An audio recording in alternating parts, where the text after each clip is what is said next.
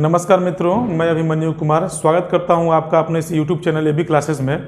पिछले वाले वीडियो में हमने 2-3 टॉपिक को देखा था। आज वाले वीडियो में हम लोग देखेंगे सभ्यता का विस्तार। मुख्य रूप से हम लोग 2 टॉपिक पे आज चर्चा करने वाले हैं, सभ्यता का विस्तार और उत्पत्ति। एक बात कहना है मित्रों, अगर आपको वीडियो पसंद आ रहा हो तो ज़रूर से ज़रूर चैनल को लाइक करें, सब्सक्राइब करें, चूँकि आपके इस प्यार के बदौलत ही आगे हम बढ़ेंगे। तो आप लोगों से हाथ जोड़कर विनम्र निवेदन है मेरे प्यारे मित्रों, मेरे दोस्तों, कि आप चैनल को ज़रूर से ज़रूर लाइक करें, सब्सक्राइब करें, प्यारा प्यारा कमेंट करें। और जिन भी विद्यार्थियों को कोई भी समस्या अगर होता है तो वो कमेंट बॉक्स में ज़रूर कमेंट करें, तभी उसका न उत्तर दे पाएंगे। क्लास में तो बहुत सारा उत्तर दे पाते हैं, और अगर वीडियो में कोई भी क्वेश्चन रह जाए, समझ में नहीं आए, तो उसको कमेंट बॉक्स में लिखिएगा, उसका उत्तर देने का प्रयत्न करेंगे। तो चलिए आज का वीडियो स्टार्ट करते हैं। तो जैसा कि आप देख रहे हैं टॉपिक, आज हम लोग पढ़ेंगे सभ्यता का विस्तार और उत्पत्ति। तो चलिए सबसे पहले जो हम लोग चर्चा करेंगे सभ्यता के विस्तार के बारे में। ध्यान दीजिएगा, सभ्यता का विस्तार। चूँकि आप जानते हैं कि सिंधु घाटी सभ्यता एक बहुत बड़ी सभ्यता थी, और इसके संबंधित, इसके बारे में बहुत सारे एग्ज़ाम में एक नंबर का बहुत सारा क्वेश्चन पूछा जाता है। अब इतना ज़्यादा बड़ा टॉपिक है, उसको तो एक वीडियो में बनाना संभव है नहीं। तो कोशिश करेंगे हम कि छोटा छोटा टॉपिक कर करके उसको हम बताएं। कुछ महत्वपूर्ण बिंदु है, उस पर चर्चा कुछ करना बहुत ज़रूरी है। तो चलिए देखते हैं, स्टार्ट करते हैं क्या है। देखिए कि ये जो सिंधु घाटी सभ्यता है, एशिया की प्रथम नगरीय सभ्यता है दोस्तों, याद रखिएगा। ऐसे भी आप लोगों को याद रखना चाहिए कि सिंधु घाटी सभ्यता एक नगरीय सभ्यता थी, ग्रामीण सभ्यता नहीं थी। आप इसे ध्यान में रखें। एशिया महादेश में जो भी सभ्यताएं उत्पन्न हुई है, चाहे वह क्रीट की सभ्यता हो, मेसोपोटामिया हो, या चीन की सभ्यता हो, जो भी सभ्यता हो, उसमें सबसे प्रबल, सबसे मजबूत, सबसे सशक्त जो सभ्यता का उद्भव हुआ वह था सिंधु घाटी सभ्यता। तो आप इसे याद रखें कि एशिया की प्रथम जो नगरीय सभ्यता थी वह थी सिंधु घाटी सभ्यता, इसे भूलिएगा नहीं।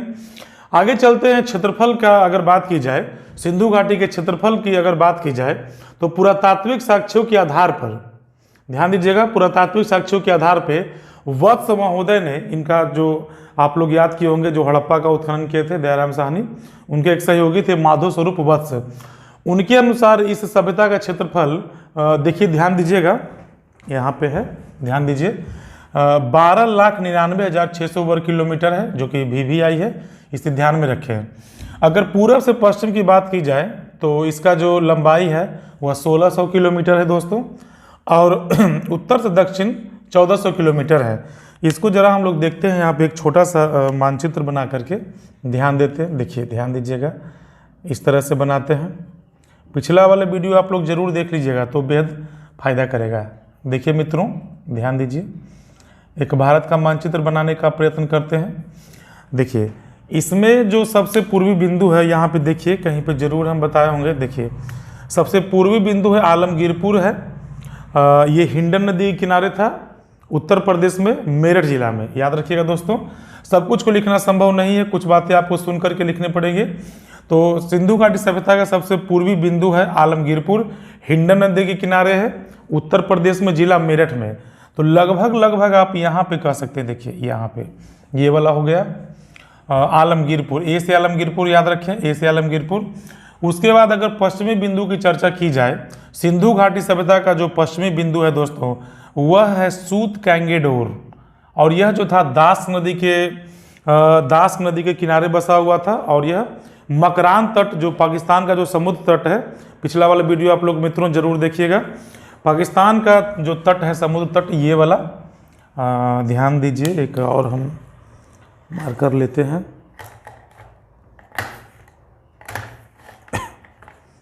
देखिए ये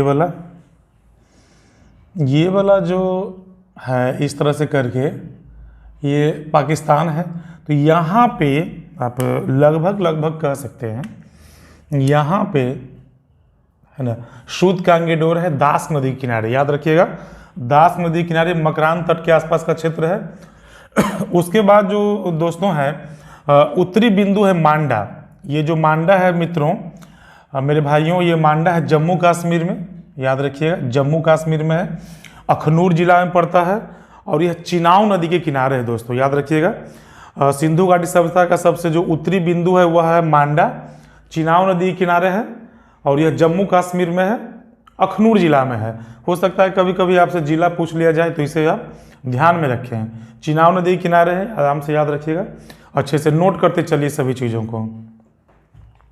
और दक्षिणतम बिंदु की बात की जाए तो दईमाबाद है, जिला अहमदनगर महाराष्ट्र में है और यह नदी से काफ़ी दूर रहने के कारण यहाँ पे हम नदी का मेंशन नहीं किए हैं, लेकिन कभी कभी बहुत सारे जो पुस्तकों में आप देखिएगा तो भगत राव को भी बताया जाता है। चूँकि आपको इसके बारे में जानकारी हम दे देते हैं कि दईमाबाद और भगत राव को क्यों बताया जाता है। देखिए मेरे मित्रों, महाराष्ट्र में अहमदनगर यहाँ पे देखिए लगभग अहमदनगर इस तरह से है, भगत राव थोड़ा सा दूरी पे है। तो कई इतिहासकारों के बीच में यह मतभेद है कि सिंधु घाटी सभ्यता का सबसे दक्षिणतम बिंदु किसे माना जाए। हालांकि आपको अधिकतर बुक में आपको दईमाबाद ही मिलेगा, इसलिए दईमाबाद याद रखिएगा, जिला अहमदनगर महाराष्ट्र में है। तो दक्षिणतम बिंदु ये हो गया।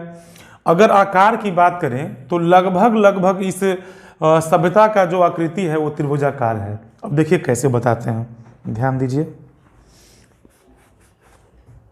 देखिएगा इसको। अगर इस तरह से अगर हम मिलाने का कोशिश करें, देखिए इस तरह से अगर आप मिलाने का कोशिश करें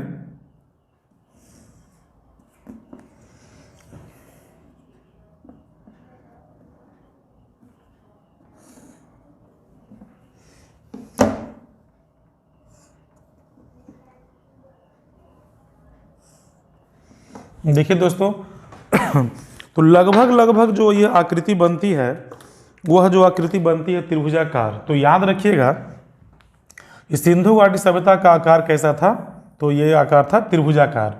देख रहे हैं किस आकृति का था, तो ये आलमगीरपुर है और यह मांडा है, जम्मू कश्मीर में है, अखनूर जिला में ये है दईमाबाद और यह है सूदकांगेडोर।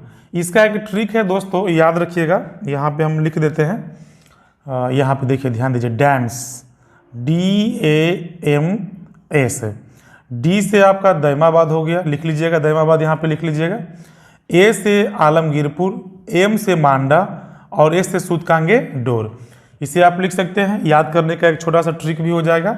चलिए चलते हैं आगे। अगर जनसंख्या की बात की जाए इस सभ्यता संस्कृति की, तो पूर्णतः सभ्यता संस्कृति की जनसंख्या बताना बड़ा ही मुश्किल काम है। अब इसका कारण क्या है, चूँकि आप जानते हैं कि इंडस वैली सिविलाइजेशन, सिंधु घाटी सभ्यता के बारे में जो कुछ भी हमें जानकारी उपलब्ध है या मिलती है वह जानकारी हमें पुरातात्विक साक्ष्यों के आधार पर ही मिलती है। तो यह बताना बड़ा ही मुश्किल काम है कि इस सभ्यता संस्कृति का जनसंख्या पक्का पक्की कितना था, ऐसा कहना बड़ा ही मुश्किल काम है, चूँकि पुरातात्विक साक्ष्यों पर ही निर्भर है। आप लोगों को एक बात ध्यान में रखनी चाहिए मेरे प्यारे मित्रों, विद्यार्थियों, कि जैसे जैसे सभ्यता संस्कृति में हम लोग आगे बढ़ते जाएंगे उस तरह से जो हम लोगों का साक्ष्य है ना और क्लियर होते जाएगा। देखिए अगर प्राचीन भारत की बात करें तो हम लोग जो डिपेंडेंट रहते हैं साक्ष्य पर, पुरातात्विक साक्ष्यों पर ज़्यादा रहते हैं, लेकिन धीरे धीरे प्राचीनता से आधुनिकता की ओर जाते हैं तो हमें साक्ष्य के रूप में, लिखित साक्ष्य के रूप में साहित्य मिलते जाते हैं, बहुत सारे पुस्तकें हैं, अभिलेख हैं, इस तरह के हैं। अगर लिखा हुआ अगर पढ़ लेंगे तो हमें यह पता चल जाएगा कि यह जो अभिलेख है किस सभ्यता का या संस्कृति का है, किस शासक का है, और उसे पढ़ा नहीं जाए तो बड़ा ही मुश्किल काम होता है ना। तो सिंधु घाटी सभ्यता के बारे में तो अभी तक पढ़ा गया नहीं है, हालांकि जब लिपि आएगा तो इसके बारे में चर्चा करेंगे। अब इतना सारा जो जानकारी हमें प्राप्त हुआ है, देखिए एक बात आप लोग ध्यान में रखें कि आज हम लोग के पास में जो भी जानकारी है उत्खनन, ध्यान दीजिएगा मित्रों, उत्खनन होता है दो प्रकार का, ध्यान दीजिएगा, उत्खनन होता है मित्रों दो प्रकार का। एक होता है क्षैतिज उत्खनन और दूसरा होता है लंबवत उत्खनन। लंबवत उत्खनन दोस्तों, क्षैतिज उत्खनन का मतलब समझे, क्षैतिज उत्खनन का मतलब होता है कि बहुत बड़े एरिया में उत्खनन करना, क्षैतिज मतलब एकदम फ्लैट, और लंबवत का मतलब होता है एकदम लंबा गड्ढा, चूंकि यह जो क्षैतिज उत्खनन है वह काफ़ी महंगा उत्खनन है, तो इसे करना बड़ा ही मुश्किल काम है, काफ़ी महंगा उत्खनन है। तो क्षैतिज उत्खनन के बारे में अगर बात करें तो दो ही स्थलों का, एक मोहनजोदड़ो और एक हड़प्पा, दो स्थलों का क्षैतिज उत्खनन अभी तक हो पाया है पूर्ण रूप से।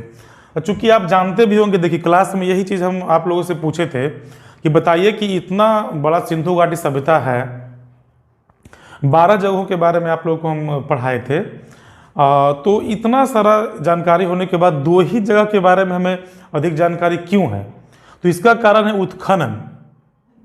उत्खनन मोहनजोदड़ो और हड़प्पा का क्षैतिज रूप से बहुत ज़्यादा हुआ है, इसीलिए हमें इसके बारे में, जैसे कि मोहनजोदड़ो से स्नानागार मिला है, कांस्य की मूर्ति मिली है, अन्नागार मिला है हड़प्पा से, तो इस तरह से करके बहुत सारे, जैसे सुराही का अवशेष हो गया, पूजा पाठ की विधियां हो गई, बहुत सारे भवन हो गए, 2 मंजिला भवन हो गए, किले बंदी हो गए, तो इस तरह से करके इन दोनों जगहों से काफ़ी हमें साक्ष्य उपलब्ध होते हैं। इसका रीजन क्या है? क्योंकि दोनों जगह पे क्षैतिज उत्खनन हुआ था।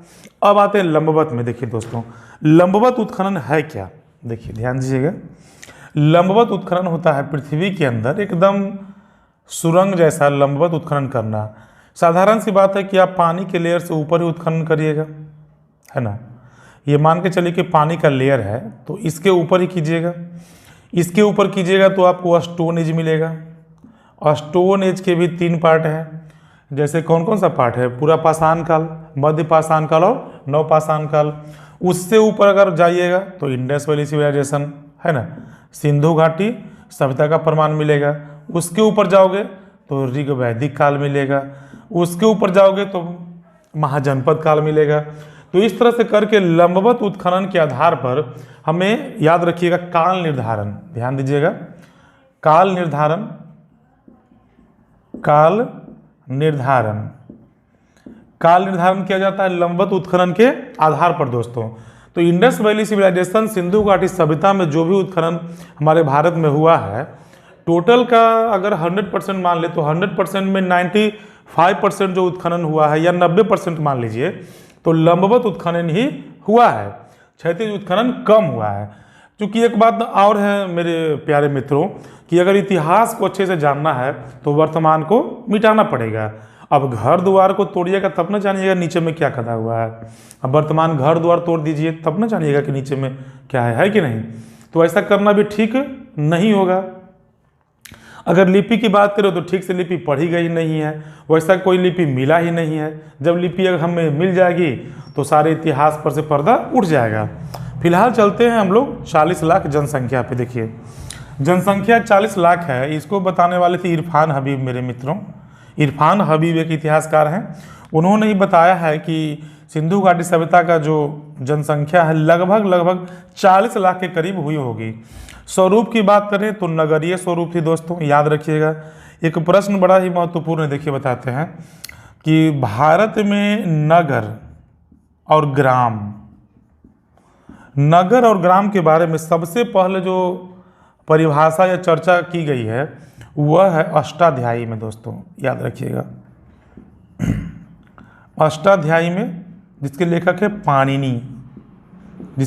पाणिनि, शायद ये हिंदी व्याकरण या संस्कृत व्याकरण था, अब इसे देख लेना। तो नगर और ग्राम की चर्चा जो सबसे पहले की गई है, अष्टाध्यायी पाणिनि लेखक थे उसमें की गई है। खैर सिंधु घाटी सभ्यता एक नगरीय सभ्यता थी। इसका रीजन क्या है कि सिंधु घाटी सभ्यता को नगरीय सभ्यता क्यों कहा गया? क्योंकि उसके समकालीन जितने भी सभ्यता संस्कृति हमें प्राप्त हुई है, जैसे क्रीट की सभ्यता, मेसोपोटामिया की सभ्यता। मेसोपोटामिया की सभ्यता 3 सभ्यताओं से मिलकर बनी थी दोस्तों। इसे आप ध्यान से स्क्रीनशॉट लेकर के नोट कर ले या रोक करके नोट कर ले। देखिए ध्यान दीजिए, यहाँ पे आपको ये भी जानना जरूरी है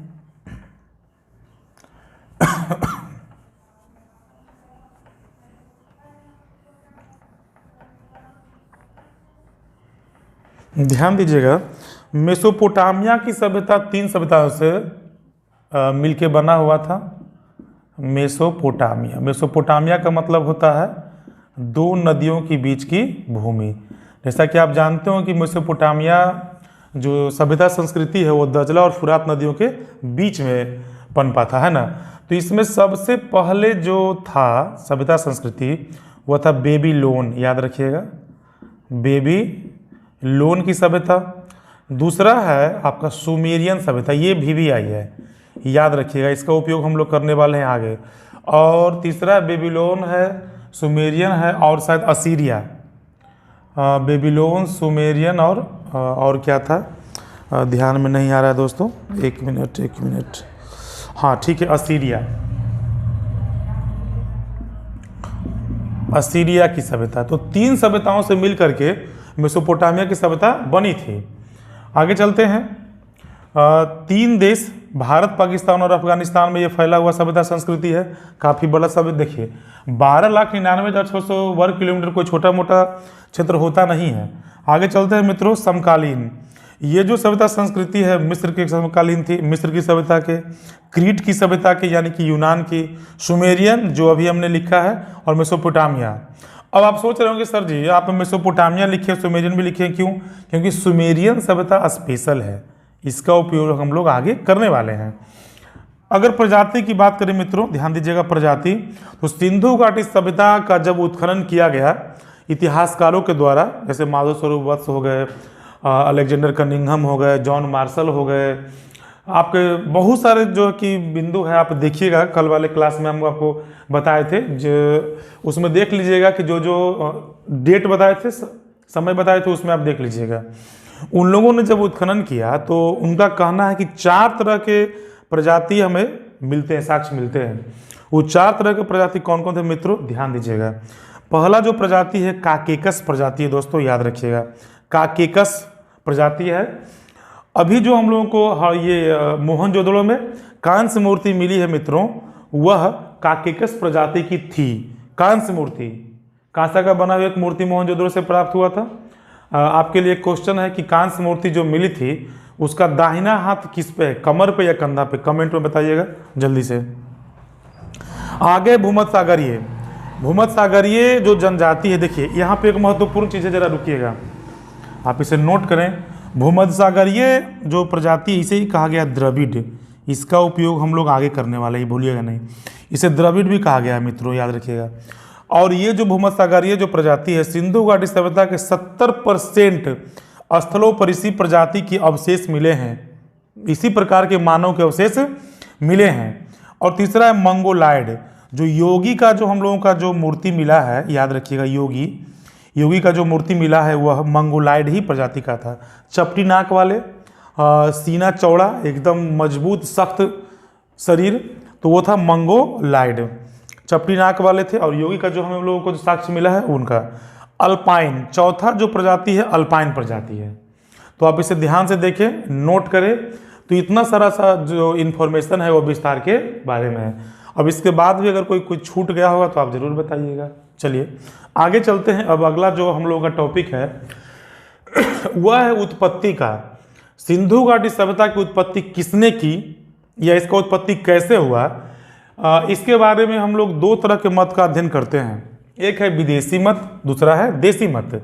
तो पहले हम लोग विदेशी मत देख लेते हैं, जो जरूरी है वही हम लोग देखेंगे। बताने का तो बहुत सारे लोग बताए हैं, लेकिन जो एग्जाम के लिए महत्वपूर्ण है वो देखेंगे, है ना। तो यहाँ पे 3 तरह के हैं, 1, 2 और ये 3 तरह के मत को हम लोग लेकर के चलेंगे। दोस्तों ध्यान दीजिएगा, जो सबसे पहले बोले थे मार्टिमर व्हीलर, दूसरा गार्डन चाइल्ड और तीसरा डीडी कौशाम्बी दोस्तों। तो चलिए देखते हैं कि विदेशी मत, और इसका हम लोग खंडन भी करेंगे। ध्यान दीजिएगा, इसका हम लोग खंडन भी करने वाले हैं ना। यहाँ पे हमने लिखा भी है विदेशी मत का खंडन, ध्यान दीजिए। तो सबसे पहले है मार्टिमर व्हीलर। मार्टिमर व्हीलर महोदय का कहना है मित्रों कि सिंधु सभ्यता जो थी हम लोगों की, वह मेसोपोटामिया की सभ्यता का उपनिवेश था। ध्यान दीजिएगा, इनका कहना है कि सिंधु घाटी सभ्यता मेसोपोटामिया की सभ्यता का उपनिवेश था मित्रों, उपनिवेश। चलिए बारी बारी से हम लोग देखेंगे। दूसरा नंबर पे गार्डन चाइल्ड महोदय जी का कहना है कि सुमेरियन सभ्यता के लोगों ने ही इसका विकास किया। हालांकि इनका भी कहना यही है कि मेसोपोटामिया में सुमेरियन का ही, मेसोपोटामिया में सुमेरियन लोगों का ही उपनिवेश था सिंधु घाटी सभ्यता। इसे आप ध्यान से सुने, आराम से सुने, नोट कीजिएगा।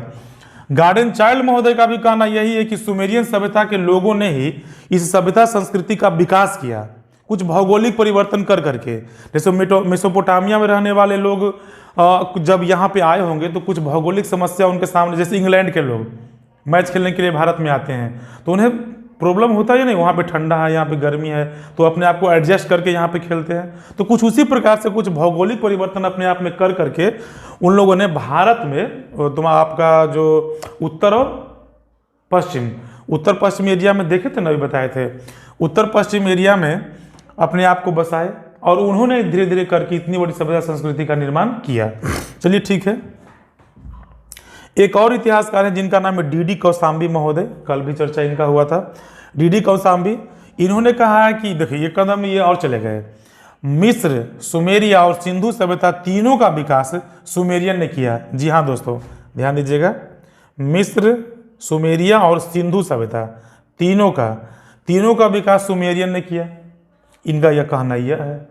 ठीक है, कहना तो है, लेकिन हम लोग देखते हैं कि इसका खंडन हम लोग कैसे करेंगे। मित्रों ध्यान दीजिए, हमने माना कि सिंधु घाटी सभ्यता मेसोपोटामिया की सभ्यता का उपनिवेश था, ठीक है। लेकिन एक बात अगर हम देखते हैं, गौर करते हैं कि जिस भी सभ्यता का कोई भी देश हो, जैसे कि इंग्लैंड ने भारत का उपनिवेश बनाया, तो जिस देश को उपनिवेश बनाया तो उस देश का पहले विस्तार होना चाहिए। जैसे इंग्लैंड ने भारत को उपनिवेश बनाया तो इंग्लैंड का विस्तार व्यवस्था ज़्यादा होना चाहिए, भारत का कम होना चाहिए। तो उसी तरह से अगर मेसोपोटामिया वालों ने अगर यहाँ के लोगों को अपना उपनिवेश बनाया, विस्तार किया, तो भारत की सिंधु घाटी सभ्यता से ज़्यादा विस्तार मेसोपोटामिया में होना चाहिए था। लेकिन ऐसा नहीं है। भारत का जो सिंधु घाटी सभ्यता जो है वो मेसोपोटामिया की सभ्यता से ज़्यादा डेवलप है। तो इस बात का यहाँ पे खंडन हो जाता है। बहुत सारे साक्ष्य है, जैसे कि देखिए, सबसे पहले मंदिर, मेसोपोटामिया की सभ्यता में हम लोग जानते हैं अच्छे से कि वहाँ पे मंदिर का अस्तित्व था और पुरोहित मंदिरों का जो कर्ता धर्ता होते थे वो पुरोहित होते थे। लेकिन जब आप इंडस वैली की बात करें, सिंधु घाटी सभ्यता की बात करें, तो हमें मंदिर का प्रमाण मिला नहीं है। चूँकि योगी है, पुजारी है, पूजा करने का साक्ष्य भी प्राप्त है, जल पूजा, अग्नि पूजा, नाग पूजा, ये जो था ना, मातृदेवी की पूजा, पशुपति की पूजा, तो ये सब तो साक्ष्य मिले हैं, लेकिन मंदिर का साक्ष्य मिला नहीं है। अगर दोनों में कुछ सिमिलरिटी रहता, थोड़ा सा भी रहता, तो मेसोपोटामिया के लोगों ने जरूर सिंधु घाटी में मंदिर बनवाए होते। Point number 1। अगला है लिपि का अंतर। मित्रों ध्यान दीजिएगा, लिपि का अंतर ध्यान दीजिए। सिंधु घाटी सभ्यता के जो लिपि है वह है भाव चित्रात्मक, या इसे दोस्तों याद रखिएगा गौमुत्रिका लिपि कहते हैं, याद रखिएगा, गौमुत्रिका लिपि। गौमुत्रिका लिपि आपके काम का होगा, नोट करिएगा, गौमुत्रिका लिपि, ये सिंधु घाटी सभ्यता का। लेकिन भारत का जो मेसोपोटामिया का जो देखते हैं लिपि, मित्रों याद रखिएगा, वहाँ का जो लिपि है वह है कीलाकार लिपि। याद रखिएगा दोस्तों, वहाँ का जो लिपि है कीलाकार, यहाँ पे लिख रहे हैं हम लोग कीलाकार लिपि, कीलाकार लिपि।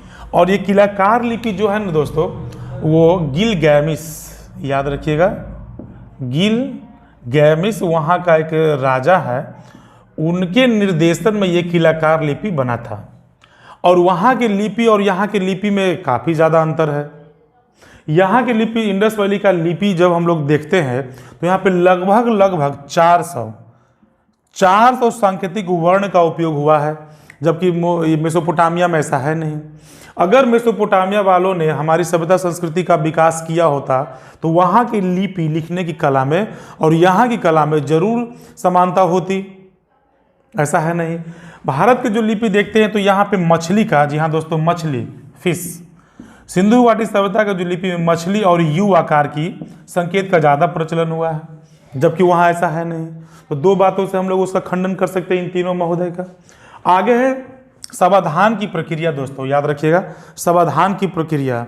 मेसोपोटामिया की सभ्यता में हम लोग देखते हैं दोस्तों कि वहाँ मरने के बाद लोगों को दफनाया जाता था, और वो ताबूत वाला जो देखे ना, ताबूत वाला, वो वहाँ पे दफनाया जाता था।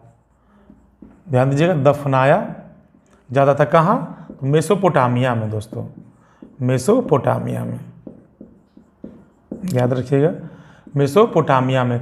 जबकि सिंधु घाटी सभ्यता में हम लोग क्या देखते हैं?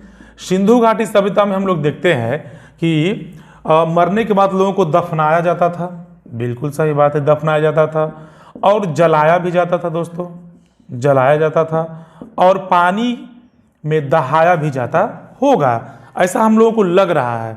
क्योंकि नदी के किनारे बसे होने के कारण ऐसा हो सकता है कि वो उसे दहाया भी जाता होगा। तो संविधान की विधि में भी यहाँ पे अंतर है। आगे देखते हैं नगर नियोजन, ये तो बहुत ही महत्वपूर्ण है नगर नियोजन। सिंधु घाटी सभ्यता का जो नगर नियोजन है शानदार, जानदार, लाजवाब, और ऐसा नगर नियोजन दुनिया के किसी भी सभ्यता संस्कृति में मिलता नहीं है। जैसे यहाँ की रोड, पक्की ईंटों के रोड बने हुए थे, कच्ची नहीं, चौड़े चौड़े रोड बने हुए थे, मकान 2 मंजिले मकान बने हुए थे, जल निकासी प्रबंधन, आप खिड़की का आकार देख लो, वैसा नगर नियोजन प्रणाली तो मेसोपोटामिया में तो है ही नहीं। तो आप कैसे कह सकते हैं कि उन लोगों ने इस क्षेत्र को उपनिवेश बनाया होगा? अगर उपनिवेश बनाता होता तो वहाँ मेसोपोटामिया में बहुत ही डेवलप हो रहता और भारत में ना रहता, क्योंकि उपनिवेश बनाया है। तो ऐसा है नहीं, सिंधु घाटी सभ्यता उन लोगों से ज़्यादा डेवलप थी किसी ही मायने में, या फिर साक्षरता के मामले में हो, धर्म के मामले में हो, संविधान की प्रक्रिया हो, नगर नियोजन प्रणाली हो। नगर नियोजन प्रणाली का तो खैर जवाब नहीं था। यहाँ स्नानागार है, अन्नागार है, ये सब है। आगे देखिएगा ईंटों का आकार, ध्यान दीजिएगा कि सिंधु घाटी सभ्यता में जो ईंटों का जो अनुपात मिला, आकार मिला है, वो मिला है 4:2:1 के अनुपात में, है ना। ये लंबाई हो गया, ये चौड़ाई हो गया, और ये ऊंचाई। ध्यान दीजिएगा, लंबाई का 4 गुना और 2 गुना होता था ये ऊंचाई और चौड़ाई सिंधु घाटी सभ्यता में। और ईंटों का बारे में आप लोग जानते होंगे कि सिंधु घाटी सभ्यता में ईंटों को, मेरे भाइयों, ईंटों को सुखाया जाता था और आग में पकाया भी जाता था। और यहाँ पे हमें भट्टी का भी प्रमाण मिला है। जबकि मेसोपोटामिया के लोग सूर्य के प्रकाश में अपने ईंटों को बस सुखाते ही थे। तो अगर दोनों में तुलना करें, ये तर्क है मेरे मित्रों, ध्यान दीजिएगा, ये तर्क है कि ज़्यादा डेवलप कौन हुआ, सिंधु घाटी सभ्यता या मेसोपोटामिया की सभ्यता? निश्चित रूप से आप कहिएगा कि सर सिंधु घाटी सभ्यता ज़्यादा डेवलप था। तो आप कैसे कह सकते हैं कि मेसोपोटामिया के लोगों ने ही या वहाँ का सुमेरिया सभ्यता ने इस एरिया को, इस क्षेत्र को, इस सभ्यता को उपनिवेश बनाया होगा और उन्होंने यहाँ का तरक्की किया होगा? ये तो है नहीं, संभव ही नहीं है। तो याद रखिएगा मुहरों की संरचना देखिए, मुहरों की संरचना, सिंधु घाटी सभ्यता का जो मुहर का जो आकृति है वो है वर्गाकार। दोस्तों याद रखिएगा, सब कुछ लिखना संभव नहीं है, वर्गाकार था। जबकि वहाँ का मुहर ऐसा था नहीं, वहाँ कई प्रकार के मुहर उपलब्ध हुए हैं, और यहाँ का जो मुहर है वर्गाकार है। मुहर से एक और चर्चा है, देखिए ध्यान में आ रहा है, यहाँ का मुहर वर्गाकार था। और देखिए यहाँ मुहर से बताते हैं कि सिंधु घाटी सभ्यता में धातुओं के मुहर, जैसे तांबा का बनाया जाता था, कांसा का बनाया जाता था, इन सभी का मुहर हमें प्राप्त हुए हैं। और वहाँ का मुहर कुछ और ही धातु से बनाया गया था, शायद मिट्टी से बनाया गया था। हालांकि एक बात है कि सिंधु घाटी सभ्यता के मुहर मेसोपोटामिया की सभ्यता में प्राप्त हुई है और वहाँ के मुहर यहाँ पे प्राप्त हुए हैं, तो आप कह नहीं सकते हैं कि उसने यहाँ आकर के इसका विकास किया होगा। हाँ, यह हो सकता है कि व्यापारिक व्यवस्था, व्यापार का लेन देन होगा। तो इतना पढ़ने के बाद, जानने के बाद हमें यह लगता है कि इन सभी बातों का, इनकी बातों का खंडन किया जा सकता है। खैर चलते हैं आगे मित्रों। अब हम लोग देखते हैं विदेशी मत के बाद में दोस्तों अपना देसी मत। तो सबसे पहले कहा गया कि सिंधु सभ्यता का निर्माता द्रविड़ थे। जी हाँ दोस्तों, सिंधु सभ्यता के निर्माता क्या थे? द्रविड़ थे। कुछ इतिहासकार का कहना है कि सिंधु घाटी सभ्यता का जो निर्माता थे वो द्रविड़ थे। अब ऐसा क्यों? हम आपको अभी तुरंत पढ़ाए थे, देखिए यहाँ पे द्रविड़ भूमध्यसागरीय 70%। उनका कहना है कि 70% भूमध्यसागरीय लोगों का कंकाल मिलना कोई साधारण बात है नहीं।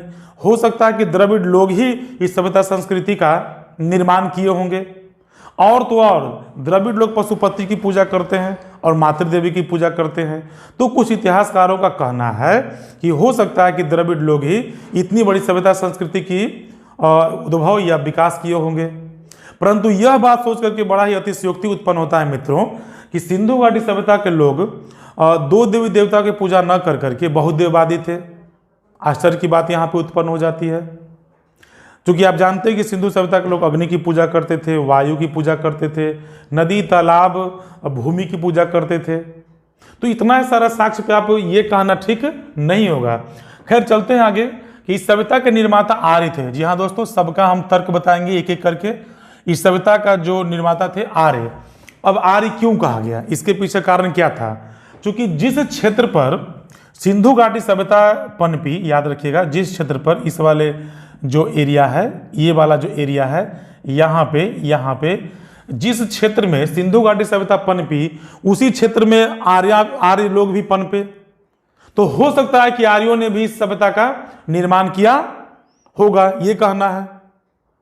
हालांकि इसका भी खंडन करना बड़ा ही आसान काम है। देखिए कैसे, क्योंकि आर्य लोग तो ग्रामीण थे।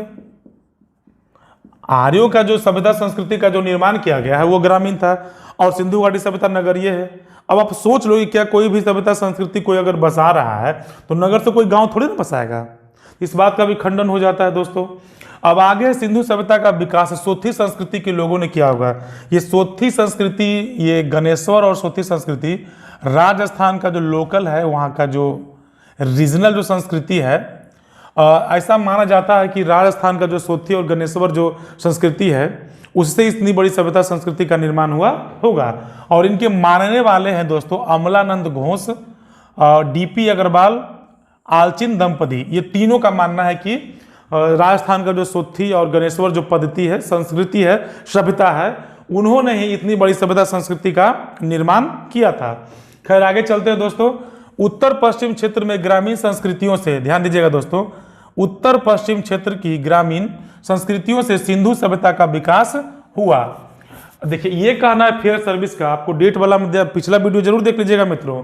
फेयर सर्विस महोदय का कहना है कि वहाँ का जो लोकल जो कुल्ली संस्कृति है दोस्तों, जी हाँ दोस्तों याद रखिएगा, कुल्ली संस्कृति और नौल संस्कृति जो बलूचिस्तान के एरिया में पड़ता था, उन लोगों ने ही इतनी बड़ी सभ्यता संस्कृति का विकास किया।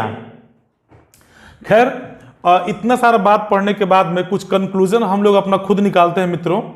अब इस अंतिम पड़ाव में हम लोग हैं। देखिए ध्यान दीजिए कि सिंधु सभ्यता का विकास ऐसा लगता है देखने पर कि क्षेत्रीय संस्कृतियों के आधार पर हुआ होगा। अब ऐसा क्यों कहा गया? अगर आप लंबवत खनन करें, उत्खनन करें, अगर आप कालक्रम के अनुसार देखें तो सबसे पहले अगर हम देखते हैं तो पूर्व हड़प्पा काल, जो कि 6000 अगर तिथि की बात करें, 6000 से लेकर के 3500 BC के आसपास में हम लोग देखते हैं। तो एक जगह है मेहरगढ़, आपने ध्यान दीजिएगा, एक मेहरगढ़ जगह 11th में पढ़ा चुके हैं, मेहरगढ़। वहां से हम लोग को गेहूं, जौ और कपास के साक्ष्य मिलते हैं। तो आप कह नहीं सकते हैं कि इंडस वैली सिविलाइजेशन में ही आकर के लोग जो है कि खेतीबाड़ी का प्रक्रिया अपनाए होंगे, एकात्मक खेती, यानी कि एक जगह पर जो है कि खेतीबाड़ी प्रारंभ किए होंगे। अगर ऐसा होता तो उतना साल पहले हमें मेहरगढ़ से ये प्राप्त न होता। मकानों की बनावट के थोड़े थोड़े साक्ष्य हमें आज से 6000 साल पहले के मिलते हैं, हड़प्पा काल के पहले के मिलते हैं। और अगले कपड़ा, कपड़ा का निर्माण या कपड़ा की तरह जो वस्तुएं हमें प्राप्त हुई है वह मेहरगढ़ से प्राप्त हुई है, जो कि हड़प्पा काल के पहले का काल में है। तो आप ये भी नहीं कह सकते हैं कि डायरेक्ट एकदम हड़प्पा काल में ही या सिंधु घाटी सभ्यता में ही गेहूं, जौ या मकान बनाना या कपड़ा, रीति रिवाज ये सब था। इसके पहले भी था। हो सकता है कि धीरे धीरे कर करके इस सभ्यता संस्कृति का विकास हुआ होगा। खैर चलते हैं आगे। एक और देखिए, राणा घुंडई है, किले गुल मोहम्मद है। तो इस तरह से करके इन क्षेत्रों में हमें बहुत सारे साक्ष्य प्राप्त हुए हैं मित्रों। आगे चलते हैं। प्रारंभिक चरण या इसे कह सकते हैं प्राक हड़प्पा, कह सकते हैं प्राक हड़प्पा। उसमें हम देखते हैं कि अब देखिए धीरे धीरे जो हम लोग का साक्ष्य मिलना प्रारंभ हो गया लंबवत खनन से। इसका तिथि निर्धारित करते हैं 3500 BC से 2400 BC। जी हाँ दोस्तों। अब इसमें आप किसको रख सकते हैं? चनहुदड़ो, कालीबंगा, अकोटदीजी। कालीबंगा से उस समय देखिए, उस समय पक्की ईंटों का साक्ष्य प्रारंभ हमें मिलता है। आप तो पढ़े ही होंगे कि सिंधु घाटी सभ्यता में पक्की ईंटों का प्रयोग होता था।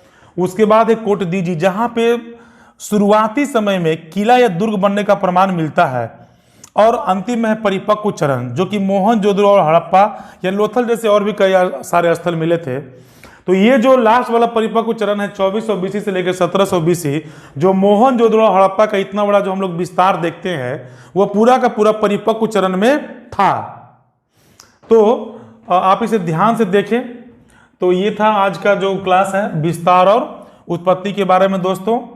तो अगर आपको मेरे द्वारा बताए गए सभी जानकारी अगर अच्छी लगी हो दोस्तों, तो आप जरूर से जरूर चैनल को सब्सक्राइब करें, लाइक करें दोस्तों। आज के लिए इतना है दोस्तों, धन्यवाद, जय हिंद।